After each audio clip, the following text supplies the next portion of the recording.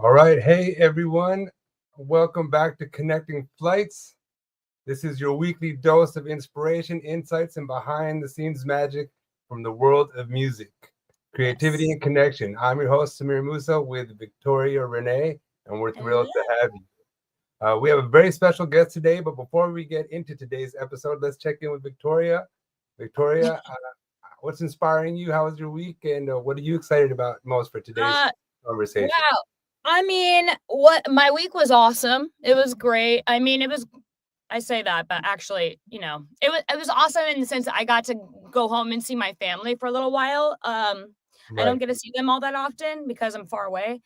It wasn't a great pretenses, but circumstances, but it was fun, to get to see everybody. And then, just so busy, Samir, just this week, like today, I'm teaching later and then I have rehearsal and then I have a show and then tomorrow I have another rehearsal, which was going to be the only one that I have for this show. And then I have a show in the Palisades and then I have another show that night in Thousand Oaks, I guess. Oh my Yeah. gosh, you're booked out there. I'm booked. I'm doing a matinee. What is happening? Hey, I love it. I know. Can you Well, it's share us? Christmas time, so lots of Christmas shows, lots of Christmas things going on. Okay, wonderful. Yeah. Well, I got a banner for you. I'll put this up for you. Check this out. I got some nice toys for us to play with, but this is for Fun. real. Hey, Okay. where to go? Just to learn more about what you got going on. Okay. I'll keep that going. So great. Well, thanks, Victoria. Well, I do want to dive in today's.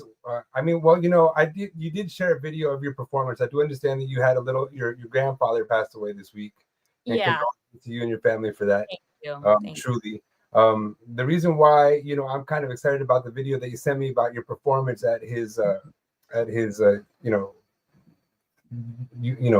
celebration of life, funeral, what have you, is that it ties in really well with our guest, who is I can't wait to introduce him. But let's put it all together. Let's see if I can share a clip of your performance. you. Sure.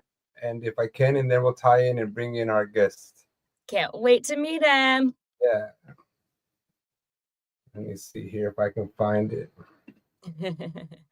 He asked me to sing this song at his funeral. It was in his funeral plans I didn't even know about. So glad I was able to make it home for this. I haven't sung this song, by the way, since I was 10 years old. Somewhere out there, there's a CD of me doing this song at 10. I was I'm gonna do my best to pull it up. It's not always okay. right there. Yeah, it was super interesting because it was like, oh, I need to learn Latin by Monday, Look, I can't pull it up because of the way you sent it to me. But why don't you tell us what it was, and then I'm going to bring in our guest. Okay, sure. It was a video of me singing the Ave Maria in Latin. It's a little different from the other stuff that you guys have heard from me. It's classical, operatic, actually. Yeah. And it was just it felt good to sing that song again. I haven't sung classically in a very long time. So beautiful. I wish I had it on your website so that I could pull it from there. Yeah, it really is a wonderful and rendition of it, and I'll see if we can have a chance to pull it up again before we're done with today. But if we can, now let's dive into today's weekly episode, because we have an incredible guest joining us, Daniel Shores. I'm going to bring him to the stage, and then I'm going to give him his kudos. Awesome. Daniel Shores. Hi. Welcome to the show. Thank you for joining us. He is a 2024 Grammy nominee for the Best Engineered Classical Album with Clear Voices in the Dark. Daniel is also a Grammy-winning engineer with 2 Latin Grammys, 6 Grammy nominations, and an impressive 27 Grammy-nominated projects to his name. It's incredible. To top that, he's dedicated 13 years to teaching as an adjunct professor and serves as vice chair of the DC chapter of the Audio Engineering Society. So we'll be exploring Daniel's journey and artistry behind his work and his invaluable insights for thriving in the ever-changing music industry. So whether you're tuning in or during your morning coffee or winding down after a long day, enjoy this and see where this flight takes us. Are we ready? Let's go. Daniel, welcome to the program. Hi, Samir. Hey, Victoria. Very nice to meet you. Samir, Nice. it's great to be here. Thank you for inviting me on today. Yeah, it was very Bio you have there, sir. quite the bio, right? And Yes. it just happened. Daniel and I were both at we're both members of the DC Grammy chapter, and we were having our holiday chapter last night, and just bumping around the room, and then we get chatting with this guy, and I just like I was like, of course I want to invite him into our show and learn more about what he's got going on. It's I feel like I could talk to him for days. I'm already a talker. So and we do have a little clip of some of the behind the scenes of the this album that's nominated this year. Congratulations, by the way. That's huge. It's a huge honor. It was nobody was more surprised than me. Really?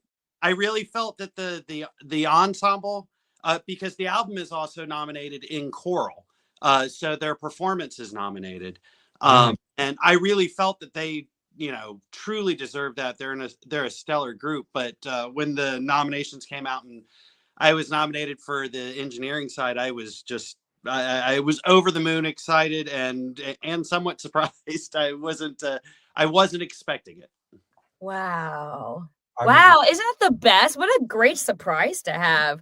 I hate it when I'm just like minding my own business and then I'm just like nominated for for Grammys. I'm just like, what's going on? This is great. You've already won one though.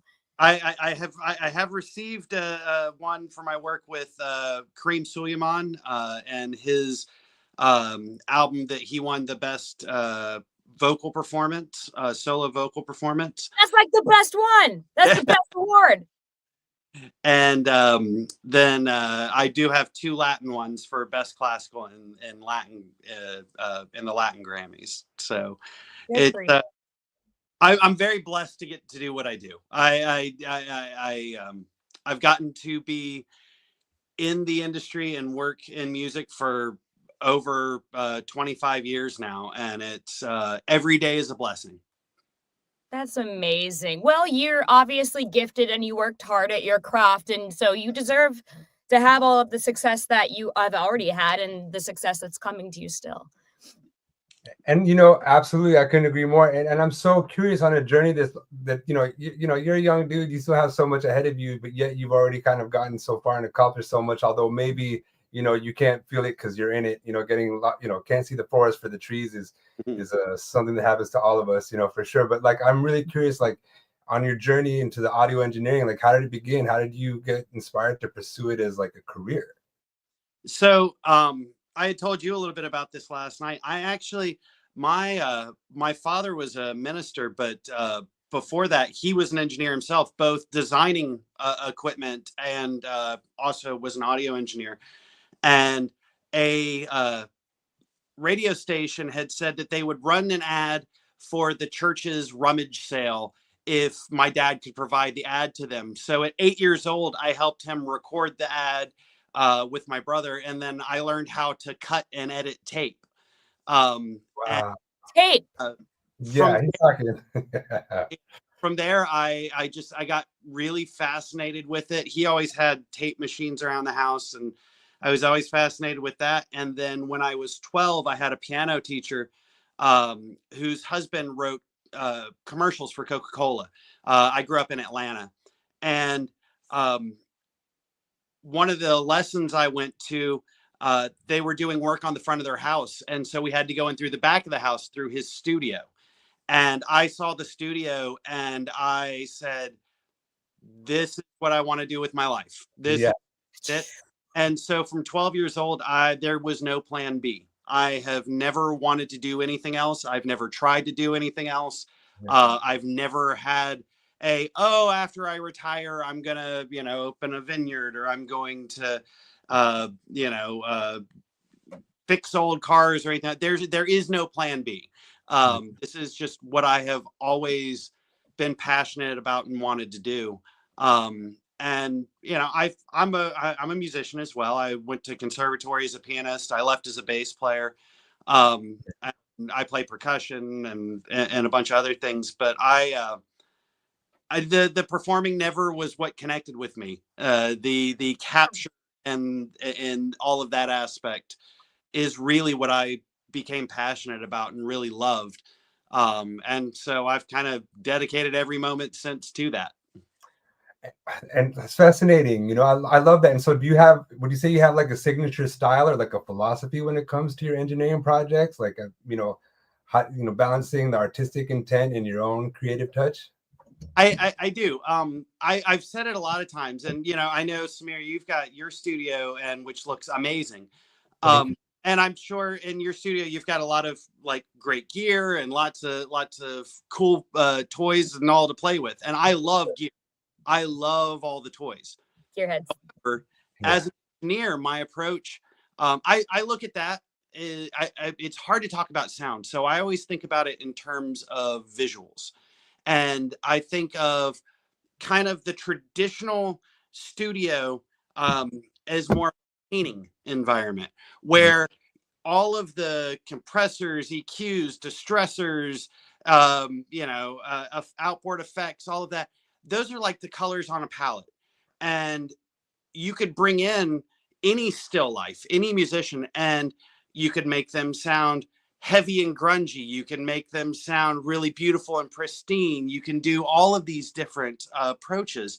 And, you end up with a Picasso or a Van Gogh or any other painter. And it's their artistic expression, but it's still capturing what's in front of them.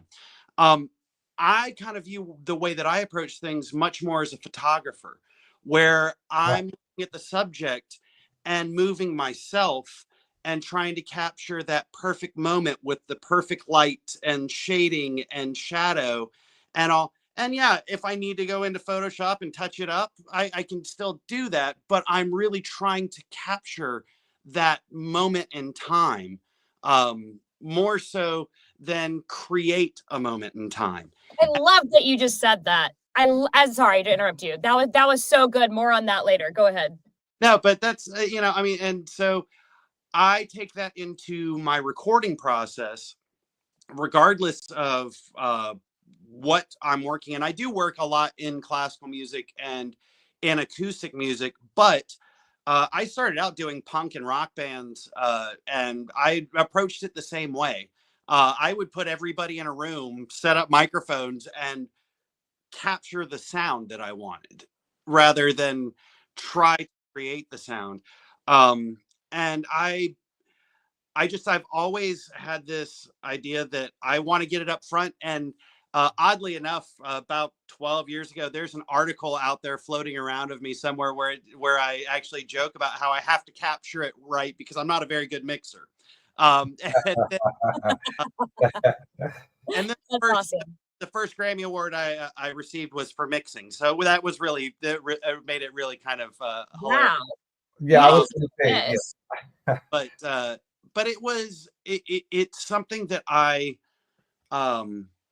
do feel really passionate about, trying to get that capture up front. And then I've taken that idea and that thought into my mastering. So while I record a lot of classical and acoustic music, when I'm working in mastering, I will work with any genre. I work with a lot of hip hop artists. I work with a lot of EDM artists. I work with a lot of rock artists. But I take that same kind of vision of, if I was capturing this and if I was working with this and that music was on stage in front of me, how am I going to translate that to the artist? And how can I take what they have presented with me, that the producer, the engineer have given to me to work with, and present it to the home listener in a way that's going to feel the most organic without at all altering their artistic approach? Oh my God, I love you. Everything you're saying all the right things.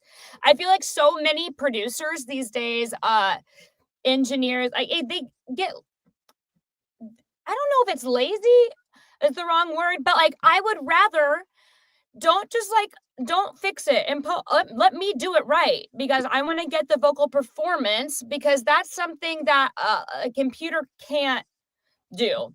And I know there's so many things that you can fix, and sometimes it's faster, but just, you know, you're just saying all of the right things. I'm sorry. Go ahead. I've probably droned on enough at this point. Well, I mean, yeah, but I do want to just say how last night when we were speaking, I loved and I was intrigued, and it is around this. And so if you can touch on it more if you want, you could be like, but you were saying how like you don't even a piano, with the instrument, you're not going to treat it the same way every time because of what piano it is. You really were saying that you go into the performer as well, and you kind of incorporate how the performer is using that instrument, and then that informs your choice of how you go to record the instrument, which for me was like fascinating because it's like it's can you elaborate a little bit more on that? So pulling the best out of people. So really. I have I've been very lucky. I do most of the recordings, almost all of them, for Steinway and Sons for their record label. So we actually have 3 concert grand pianos in my studio, and which happens to be in a church. If I may drop that, because I like how you said that this started for you putting an ad in a church. So that circle is beautiful, and I want to make sure it gets tied in. But continue, please. But Steinway has this really great technology called the stereo piano, and I'm sure some people have seen like the disc clavier. That's the Yamaha piano that you can feed MIDI files to, and it'll play back your song. Well, the stereo, imagine that MIDI, and MIDI technology has 124 points of articulation.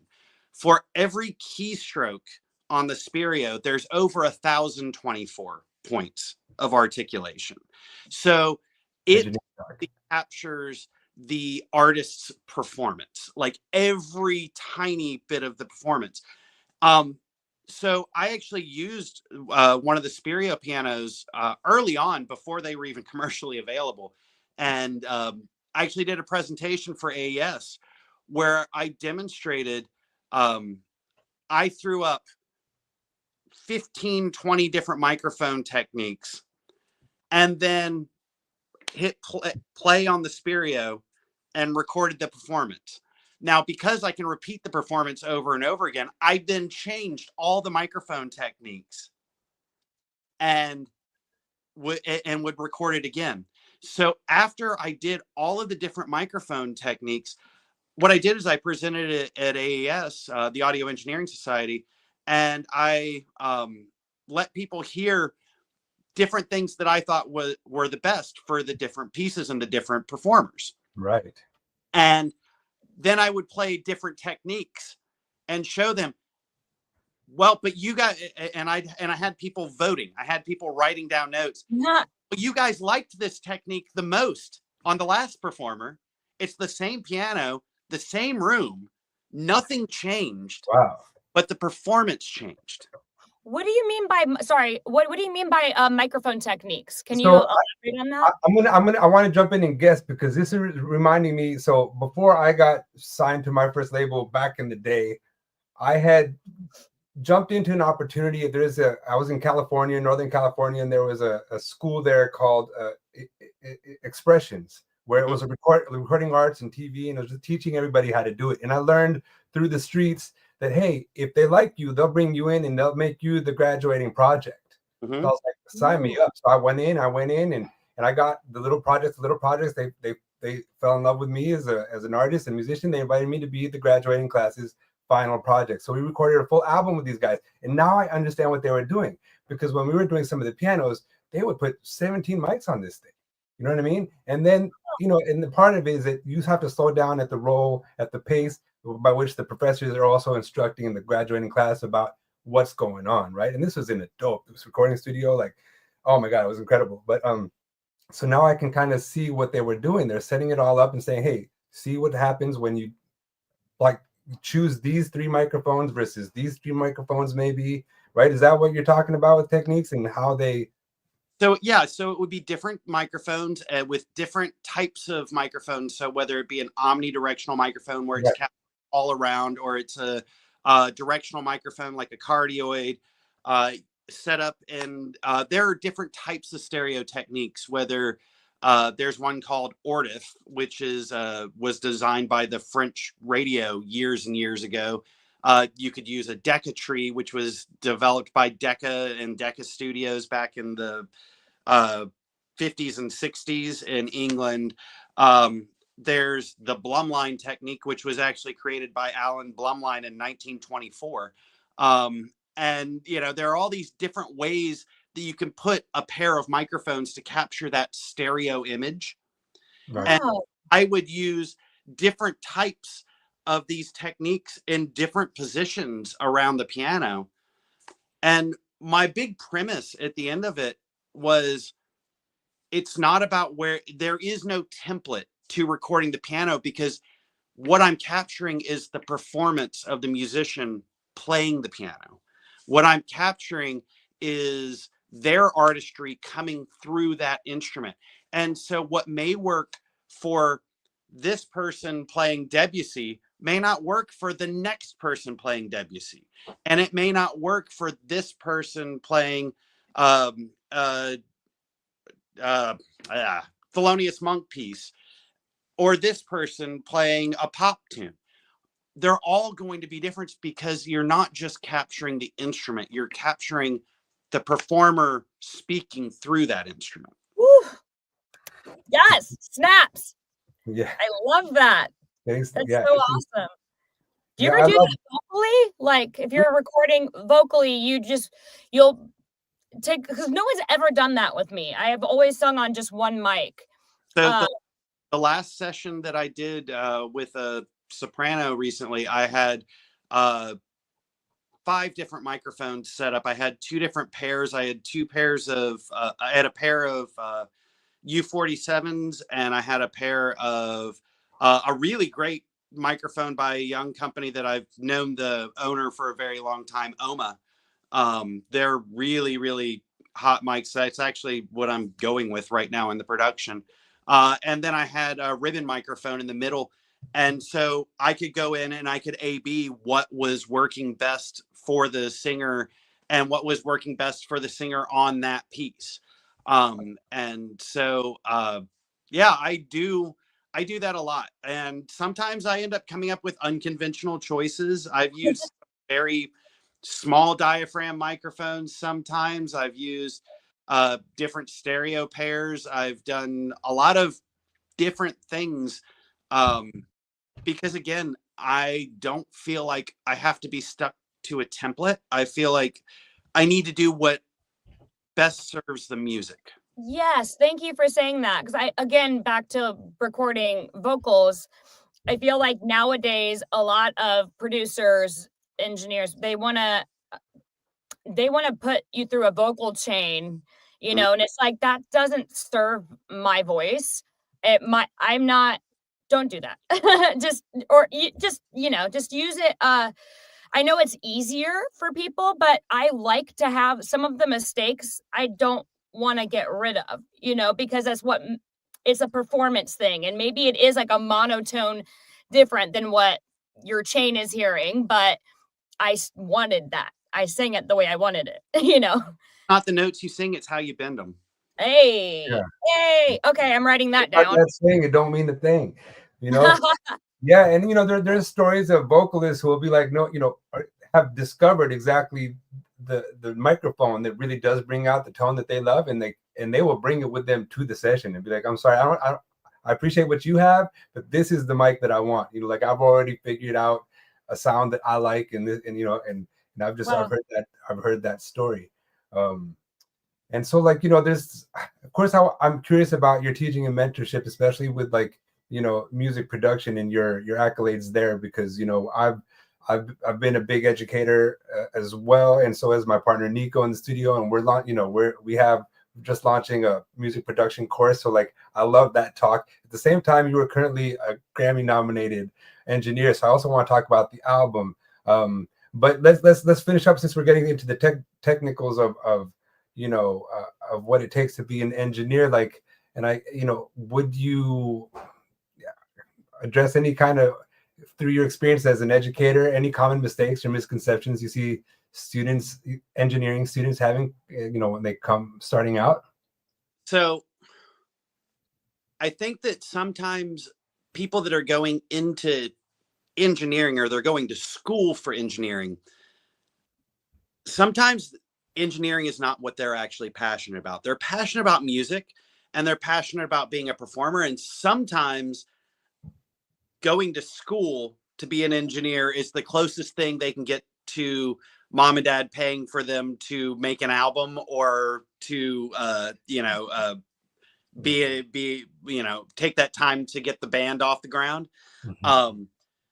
I think that for engineers, young engineers, to understand that this is not a show up at 6 p.m., and hang out and party with the boys kind of gig. This is the, show up, if you have sure, you're going to have sessions that start at 6 p.m. That means you got there at 2. Yeah. Made sure everything was set up and right and ready to go. So when they walk in, you're working. It's not playtime. I think that the other thing is listening, and listening to as much stuff as possible, listening to things in person, understanding what sound does in a room, understanding that a guitar on an empty stage is going to have a particular sound that a violin on the same stage is not going to have, that a drum set on the same stage is going to have, and understanding the decay times and how sound bounces off of things. So when you go and you add reverbs and delays and things like that, you can create a real environment, even in a hyper realistic way. You can create things that could never exist in reality, and these really cool effects, but you know what you're doing, and you aren't just turning knobs. You really have an idea in your head about the sound that you're going for. And I think that that comes from hearing as much stuff as you can, both live and listening to music. When I teach mastering, my mastering students are always floored on the first day, because a lot of them know me as, oh, he goes and does orchestras and things like that. And then, on the first day, I'll pull out, 3 hip hop things and some like straight Norwegian metal and, things Yeah. like they would just, and how do you even know this stuff? I'm like, because I listen to music all the time, and I'm not bound by genre. I think genre is a marketing term. Oh Genre my God. is Yes. made up to categorize things to make it easier for people who are not in music to sell it. It has nothing to do with the performers or anything like that. People like performing and creating what they like performing and creating. And that's the way I approach sound. And so I think if we can get away from genre and just fill our mental file cabinets with sound, then when we come up against those projects that we've never worked on something like before, we can start pulling from our database. Yeah. Right. I did a project last year with a double bass player and composer. Her name's Bára Gísladóttir. And she's an Icelandic composer, and she did this really amazingly cool album. It's all double bass, all that's been distorted and processed. And I mean, it's a 45, 50, 40, maybe it's 54. I can't remember. But a very long piece that is it is a just noise, like, for lack of a better word, a lot of people would categorize it as a noise album. I hear the music and the beauty in it, but I mean, it is just pumping. And it's, if I had not heard like Suno or something like that, I wouldn't know where to even begin with it, because it's got this big drone kind of approach to it. But it was one of the coolest records I worked on last year, and it was nothing like in the realm of what I normally would do. And I think that it's really fun to be able to not worry about, oh, this is outside of what I do. This isn't Man, my gig. Like, and just be like, okay, cool, it's sound. Let's make it great. yes, man. I am so happy to hear all of this because I came out just outside of the box, period. Like that's just how I was born, that's how I was raised. I was like, you can like guess where I'm from, right? You'll never figure it out. I'm just like, I'm from everywhere and I've seen a lot of things, and my music came out the same way, and it wasn't like that. Music wasn't being released with a touch of this, a touch of that, a season here, a season there, all kind of unfolding in and unto of itself and kaleidoscoping itself out. So I'm just really touch pink. I don't know what they say by how abstract and open-minded you are as you approach it, because I feel like music is that liberation. It is that creative self, and as soon as you try to put it into a box, you again, it's a marketing situation. It doesn't serve the artistry. And so like art has always been first, expression has always been first, and and I'm just like thrilled that that's how you approach your craft, and not only is that how you approach it, but that you've been awarded and recognized with that as being your philosophy towards it, because it reassures me that artistry still lives, you know what I mean, and still has an incredible place in the world and in the industry. So I think it's just I'm very excited about it. And yeah, and I want to congratulate you again on the being a 2024 Grammy nominee for Clear Voices in the Dark. Yeah, so beautiful. I am going to share a clip when this interview is over. I'll walk you off stage as we share. I found a beautiful 3-minute YouTube clip about with the artistic director, I believe, of the recording. Oh my gosh, it's lovely. And Victoria, you're going to love it, especially on the heels of what you performed your Ave Maria this week, because it's just this classical vocal choirs. It's just gorgeous. You're going to love it. But turning our attention to this moment for you, can you kind of tell us a little bit about the story behind the album and what made it such a standout project this year?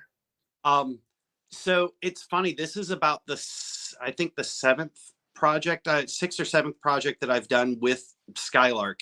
The last project I did with them had a bunch of solos. There was another project that we did over COVID that was really a challenge with singers and all. And then the project before that was actually also nominated, both in choral and in engineering. They come with a understanding of the musicality that they're trying to achieve, and Matthew, their artistic director, it puts together amazing programs. And the really funny thing is, this was the very first program they pitched for me to do, and it took years to actually do it. And so I'm really happy to be able to bring this to the world. I had actually recorded them doing it live once a few years back, and was like, we have to do this album Right. because it's just an amazing juxtaposition between songs from the American Civil War era and the Poulenc, which was written in the 40s. And we all know what was happening in the 1940s in the world. And so it's a just stellar performance. The Poulenc, it's the first recording by an American choir doing that piece. And a lot of the hymns that are done on the Civil War section, they're actually arranged by Matthew Guard, the artistic director. So just an amazing, and they're just an amazingly talented, fun, and just wonderful group of people to work with. Like I said, I've gotten to work with them a lot, and they're just a bit of joy every time. every time. It's just nonstop fun. Real quick, I wanted to hop back. I missed one thing I wanted to say for young engineers. Oh yeah, please. Remember that you're walking on the backs of giants, and that there are people that have laid the way for you, and learn what they did. Listen to what they did. Listen to their interviews, read their books, read their notes, get to know them, reach out to them, meet them at Audio Engineering Society things. There's so many things that I've been lucky enough to do, like, and getting to know some of my heroes. Two of them, Al Schmidt, who recorded everybody and one of the most, awarded engineers of all time. I was very honored to get to know him at the end of his life, and just a wonderful gentleman and just kind and giving with knowledge. Michael Bishop, who recorded some of the recordings that I learned to do classical from listening to, who's also passed on now. I got to know him over the years and learn from him how he did things and what he did. And then there are modern contemporaries, that you still can reach out to. You can still watch videos of. In the classical space, Morten Lindberg is one of the most brilliant engineers on the planet. If you don't know who he is, I would highly recommend checking out the 2L label and listening to his music. He has 2 nominations in Immersive this year. Wow. And just, he's one of those guys. He's a good friend of mine, but he's one of those people that every recording I listen to of his, I go, I got to be better, because that's the best. That's the best. Surround yourself by people that are the giants if you can, but then there's so many people like Jim Anderson and who's done some of the most brilliant jazz recordings ever. There's, people like Chuck Ainlay, Elliot Shiner, all these amazing people, and they're just great people. They're wonderful people, and they're so giving with themselves and their time, and they give to NARIS their time and giving recommendations and things like that, and to Audio Engineering Society. And so when you're a young engineer, when you listen to things and you go, hey, I really like this, find out who made it. Find out what else they've made. Listen to those things, because that's going to help inform you. And all of those people have done that with people in front of them. And it's how we continue to grow and build. And, everything that I do, I'm able to do because somebody else did something similar or something different. Yeah, I do a lot of wacky things, but I know how to break the rules because somebody else made the rules. And that's, a really cool thing. Yeah, I love that, because like, again, we just finished putting together this music production course, and like one of the things that really and I'm not the producer, right? Like this is Nico, which I wish he was there last night. I'd love for you guys to meet. You guys are hitting on a lot of common grounds, but he's like, know the rules so that you can break them creatively. You know what I mean? And I'm like, that's the note, and but I do love how you're harping on the curiosity, you know what I mean, and the reaching out and making the human connection with those, so that the legacy continues, so the knowledge is handed down, so ideas can kind of continue to grow. And I think that's just what this is all about. This is what I get the most joy I really get out of all of this, is meeting people and help discussing these ideas and seeing where the inspiration comes from and how we can kind of light each other up to continue another day in maybe a better way, if everything works out well. So I love that. It comes back to what we were saying last time, which is work like a professional so you can break the rules like an artist, right? You're so studied, I feel you're like a historian also. Like, you can tell that you really love what you do. You've done the work. You do it with so much, you talk about it with so much passion, and you do the work outside of the studio, which is what's happening, what inspires me to do something that I can draw from other things I've heard in my life and be able to create something new, which is just great. I love meeting people like you because again, it's just, you're not lazy about it. Like, you really put in the time, put in the work. I tell, I tell my own kids, like, they're all brilliantly talented. They like, and, but the thing that separates all of them, my wife and I made a promise that we were never going to push our kids to do anything, and we haven't. It's, my oldest, at certain points where it took piano lessons and violin lessons and voice lessons and guitar lessons and all of these things, ended up really settling in being a singer, and actually went to Westminster Choir College, and ended up leaving because she was there during COVID. They were there during COVID, and they ended up switching career paths, and just graduated with a degree in cinema. My middle child in middle school auditioned for an ensemble and played at Carnegie Hall. What?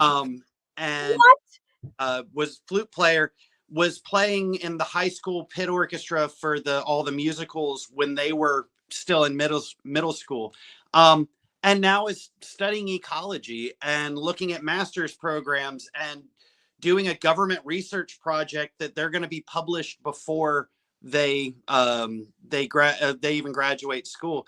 And my youngest is 12. He's a baseball player. He made the Northeast Regional NTIS team for Team USA this year.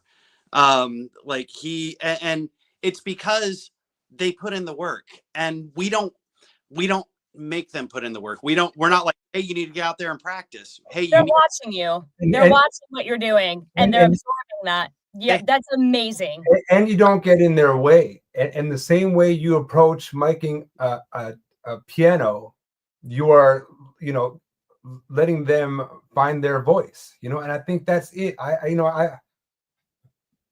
said it in other conversations so many times in terms of like just how you coach, how you bring the best out of people. And I think it's exactly, you have to be observed, like you listen to music, listen to them and see who's in front of you, what are they bringing, where are they shining, and then doing what you can to service them, right? You show them how to be great. And then you have examples of when you do that, how far they can go. And it is, because you're helping bring out the best of who they are, and I think that's a beautiful thing. And I'm so happy that you're getting to see the fruits of that, Inspire and don't dictate, right? Those are the best leaders. And understand that you can always grow and learn yourself, because I can tell you, I've been very honored to get to work with brilliant people. Throughout my 25 years at the studio, I've had another engineer that I had the privilege of hiring out of college, who also won a Grammy for their work engineering. And then I also have another person who I hired right out of college, who ended up winning Grammy for doing immersive audio as a producer. And so, and I have another one that won an Emmy. And so, I've been very lucky to get to watch all these young people, but I can tell you, at least a couple of them would tell you, man, I was terrible to work for. I really was at the time. And them telling me that, and we're all great now. We're all good friends now. But I had to learn how to try to be better at inspiring and coaching and lifting people up, because I have my own neuro type things that I'm very much, when I'm in work mode, I please and thank you don't happen a lot, and it's very, and it doesn't mean that I don't appreciate and all, and so I have to I've learned in 25 years that I have to step back and give both grace to people when they're not on the same page that I am, and give allow myself to take time to express things in a way that are going to be uplifting, and maybe not the fastest way to say it, because sometimes the fastest way to say things, I used to joke with a producer I worked with and did literally hundreds of albums with, that he could sit there and tell somebody, oh, that was the worst thing I've ever heard, and I'm worse for having heard it. And and artists would go, Sorry. sir. Wait, sorry, what was that? I was laughing too hard. I would say he could say something like that, and the artist would go, how can I fix that for you, sir? Because he just had such an engaging way to, and then I would say, that was okay, and they off and storm out. Yeah. Artists are so sensitive. They're so sensitive. It's so funny. But also it's in delivery, and it's in the sincerity and understanding that we're in a collaborative process where people are creating, and where people are making art, and where we need to make sure that we are allowing for more than just the technical, and more than just the work that has to happen, but that you have to leave room for the magic to happen too. Absolutely. That's for me, big process. Some people come at it from a much more artistic way. I'm a big efficiency guy, so for me it was always let's do it the fastest way possible. Let's do this, and you're in the zone. You just you get tunnel visioned, and it's hard to. When you're tunnel vision, you're not thinking. I'm the same way, by the way. Yeah, but you don't. You're not thinking about what other people, might feel about this. You're just like, I hear it, do this. You just get like tunnel visioned into it. It makes total sense. And also, as an artist, period, you just gotta have tougher skin. Like, it's fine. I want to be told the truth. I don't want anybody to just be like, that was great. I'm like, no, be real. That's how you get better. Yep. But sometimes it is a difference in delivery, and maybe that wasn't the best. I think that you could give me something more in that. I hear that you're close and that you could give me something more, versus, that wasn't right, let's do it again. I worked with a producer who actually was, I believe you might know him, Samir, is Dan Mercurio. Because I thought of him yesterday when you were saying you're going up to Iceland next. Last time I saw him, he was going up there. Yeah, do you work with him on those projects up there? Yes, I was here on all the projects that he's done in Iceland, and I've continued to work over there. But he's one of the most brilliant people. He's a people person. He's a great communicator, and I've learned a lot from him. He's one of the ones that would tell you I was maybe not always the easiest person to work for. Right. Studio. But I learned, through that I learned, and it's given me the opportunity to change and grow. That's the best. We all have to keep doing that in this business. I think that if we want to keep engaging with people, we've got to learn and grow and move forward with this. I always tell my college students, I'm going to teach you the technical, but I also want you to learn the soft skills, because those are the things that keep you working, in my opinion. Man, I've had people they like. Yeah, and I've had people, because I've in previous professions in my life, I've opened up franchise music schools, okay? And I remember on that journey of 7 years of literally building up and building out, and they would come and say, what you have, they can't teach in college. You know what I mean?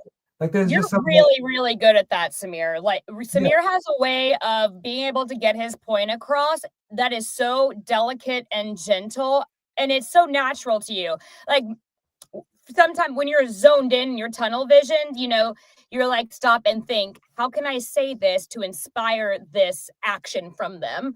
Instead of like, that's comes so naturally to you. Well, yeah, I love it. I mean, I'm grateful for it, and I'm grateful that Daniel's highlighting like the soft skills as well as the technical skills, because at the end, it's like it is a whole package situation. It's an experience. You know what I mean? You're gonna have it. You're gonna feel it. Technically, you're gonna feel it personally. You're gonna feel it emotionally. You're gonna feel it artistically. You're gonna feel it all of these ways. And so, like, it kind of I guess somehow my mind is connecting it in a way that I haven't before. But they say, they typically say with people, if you want to go, and I said this the other week, I think if you want to go fast, go alone. If you want to go far, go together. And I think it goes also with the way that you approach people. Like, if you want to go fast and teaching them how to be an engineer, go. It'll be fast. But if you want to go far, teach them how to bring the whole package to the project. And so I really appreciate it. And the human touch is a big part of what we are cultivating in our studio right now, because it becomes so impersonal. You can kind of just get things done with clicks, and you can just be very tunnel vision about it, but there's a humanity that inspires it in the first place. The true art comes when you're inspired, and the way it moves you is because of that. That's true. Especially as a vocal, I've seen this so many times where we're so hard on ourselves, period, and seeing other people in the booth and being like, now they're in their head, or I'm in my head, so now we're working on what is it that you're asking from me, and then you forget about just perform it. Just do it. Like, hear that, embody that in your bones. Don't try, okay, you did that. Technically, you just did what I was asking. Now do it like you mean it. Yeah. Yeah. And I've heard you say that a lot, Victoria, about the nuance of performing it because you come off. Victoria's a phenomenal vocalist. Daniel, actually, I wish we could play some of her clips for you too, but maybe another time. But do check her out. It's great. Oh, I'm fully intending to. We're all friends now. So. I know. I love it. See you next week, right? On the show. Daniel, we have to have you back. This is so fascinating to me. Like, you're really just. I said it once, I'll say it again. You're saying all the right things. It really is inspiring to me to talk to somebody who hones their craft in a new. So I teach too vocals, and everybody wants to be a singer and nobody wants to do the vocal exercises. That's not the fun part, but it's you have to. You just have to do it. You have to carve that out and you're going to be able to do so much more with your voice when you have the vocal technique, and then you're not thinking about the vocal technique. It's just in your tool belt, and you pull it out as necessary when you need to, but it's mindless. You can just do it. You know what to do. You've done this 1,000 times. And being able to just let go and be free and be present in the moment. That's the performance is the whole thing. Like that's what lit me up in music. Was I love the recording process. Also one of my favorite parts of it, but the live performances and being able to feed off of other people and having them feed off of you, and you guys are all in this moment together and sort of just vibrationally rising, at the same time. It's magic. It's almost like I'm like, is this like sorcery? This is like a form of sorcery, I think, I heard something about a quote from Einstein popped in my feed the other day, just saying the medicine in the future is going to be in vibration, because something beautiful can happen. And so many people say music can heal, and and then you have these studies about how music is the only tool that actually allows people who can't remember anything to remember things. Like it does do this. They say the pyramids were built. But seriously, there's resonance. And now that they're actually, science is diving deeper into resonance and what it can actually do. And I think I've mentioned this before, but music actually can change the 6 cells in your body. They'll change colors back to the healthy colors that they're supposed to be, and they'll start moving back towards the healthy cells, which is mind-blowing. But resonance and music is it is profound, and I'm excited about the new things that, more on this later, but the new things that they're coming up with right now that we just didn't know about, that you can do with sound that is more than just an enjoyable, music. Experience. Yeah, no, there's quickly, there's a great, experiment that came out of Japan about what it does to water crystals, and thought, even just that alone, but like the vibration. So it is very exciting. But Daniel, I know that, I really appreciate you taking the time. I have one more question for you, because with all that you've done and all the projects that you're involved in, and I know, next week you're traveling, and like you got a lot of projects going. Yeah, I think Iceland is actually, I'm in Iceland the 2 weeks before the Grammys. So I will get back on Monday night, and I fly out like 2 days later out to LA. So, what are we wearing? Tell me everything. Okay. Seriously. I tell you, the only thing I cared about was the last time I went, I wore, normal, wore my suit and wore my dress shoes and all. And I told my wife, I will never ever wear dress shoes again. I'm I would rather be comfortable. I'm going to get Jordans that match, and that's what I'm wearing. Yes, spoken like a true artist. I love that. Absolutely, right? The opportunity of the red carpet, those are, pick your fashion. I mean, treat that like a microphone. Like, what are you going to use? Creative expression at every capacity. Okay. Yeah. Sorry, I interrupted you, Samir. You were saying. Well, no, I mean, I wanted to just ask about the future. So that, like, do you yet still have a dream project or artist that you'd love to work with in the future? I don't necessarily have a dream project. I guess because I never have. I've always just been like, I've always felt honored to be a part of anybody's production. And so I feel like, the honor is mine to be able to work on their project. And I've gotten to do so many different cool things. Over the years, I've gotten to travel a lot, and I've gotten to record in a lot of cool places. I've done 10 or 12 albums out at Skywalker, which, is like the coolest place on the planet. Yeah. And, things like that I never thought I'd even get to do in my life. And so now for me, I love working on, really anything where we can collaborate and create something great. But then I think I was telling you a little bit about this last night, Samir. I love, the opportunity to work with indie artists and young artists and things like that. And I very often will, people will message me, and I'll give them a very favorable rate to do mastering for them and things like that, because I, one, remember what it was like to be at that point. Right. And two, it keeps me excited to see new people. It's one thing to mix and master something that was recorded at a very high level and mixed at a very high level and all that. And it came, this, award-winning engineer did it and I'm mastering it, or I engineered it and now I'm mastering it and I know how it was recorded. Right. It's a different thing to master something that somebody did in their bedroom that's never put out an album. Right. And awesome. Wow. It's great because it gives the opportunity to not only mix, or not mix, because I'll mix occasionally, but I'll mix an Atmos. But that's why there's so much to talk to you about. Yeah.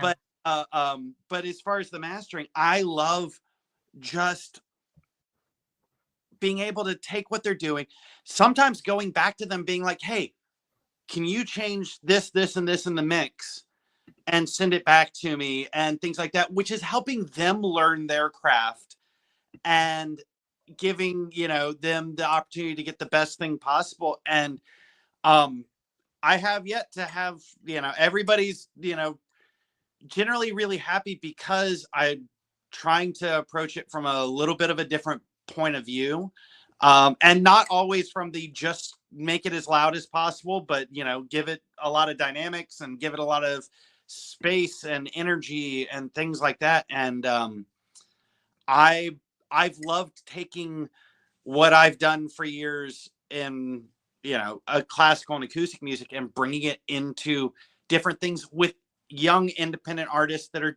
doing things on their own. And I love doing those projects. It's just exciting to me. And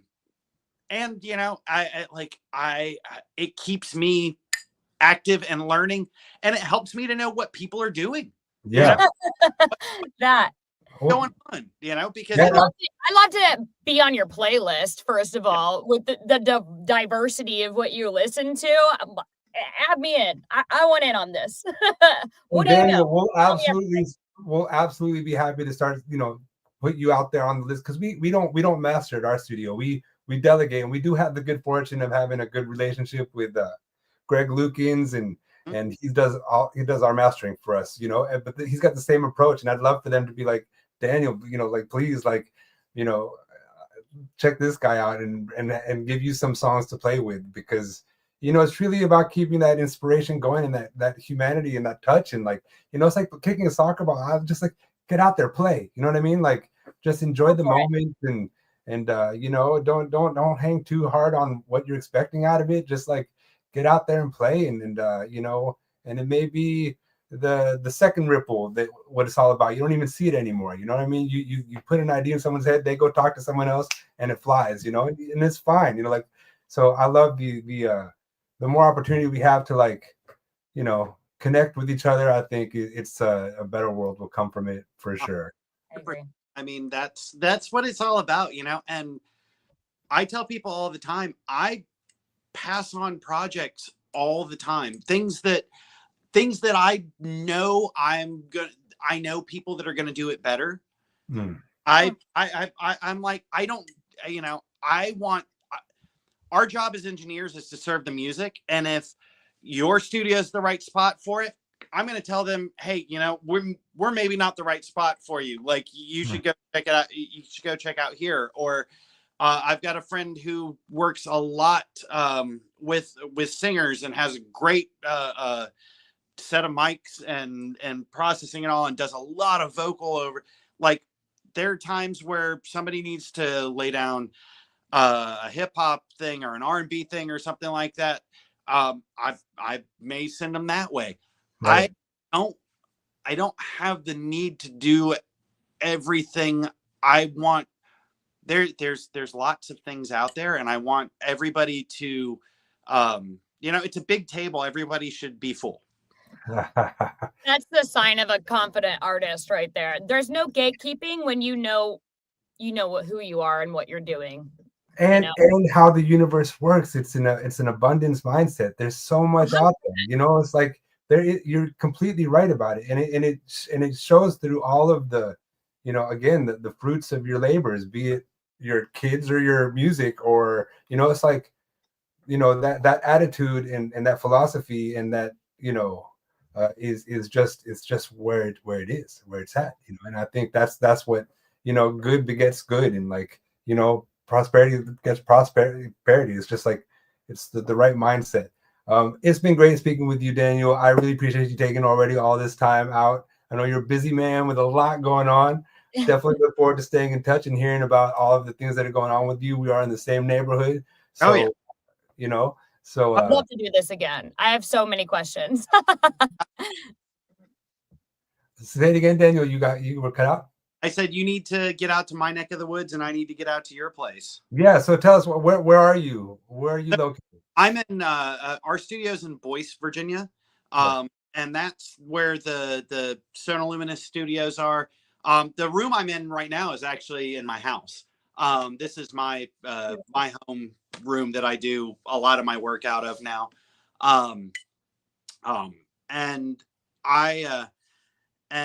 So we're at the northernmost tip of Virginia, in the Shenandoah Valley, out in the middle of nowhere. The town that my beautiful out there studios in literally has a yellow flashing light. It doesn't even have a stoplight.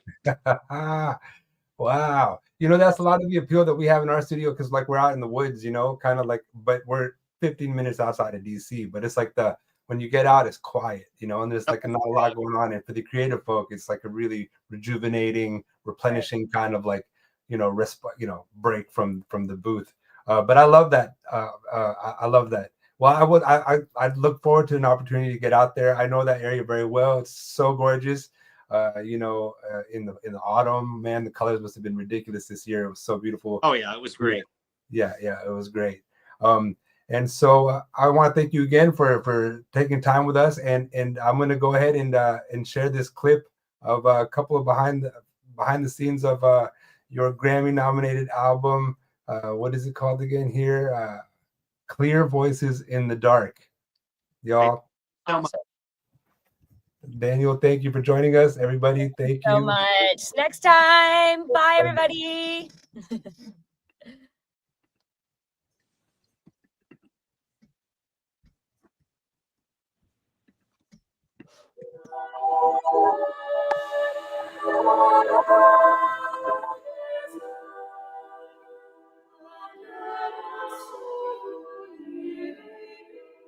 Composer Francis Poulenc wrote Figure Humaine in 1943 in Nazi-occupied France, and it is a true Mount Everest for choir.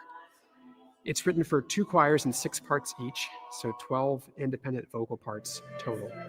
And it's beautiful, but also at times fast and furious, to the point that it sometimes feels like singing your part on this piece is like jumping onto a moving train.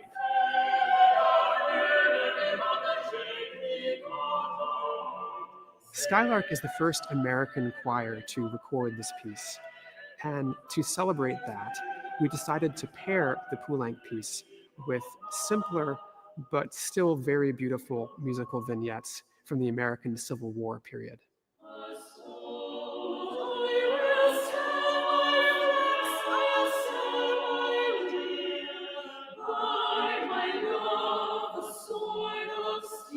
With these Civil War songs, we hope to create a bit of a dialogue with the Poulenc piece.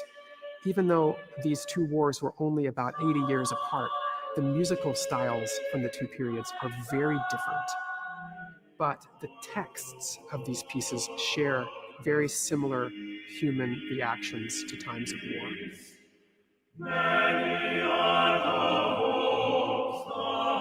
hopes once high and bright.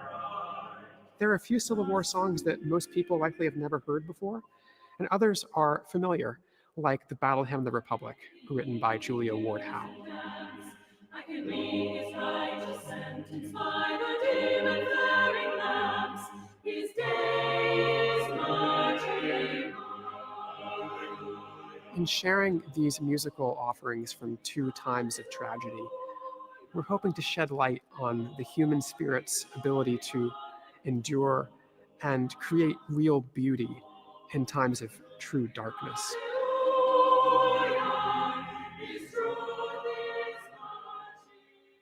The Poulenc piece ends with one of the most astounding chords ever written for choir. There's a high E above high C in soprano and a low E in the low bass. It is a literal scream for freedom.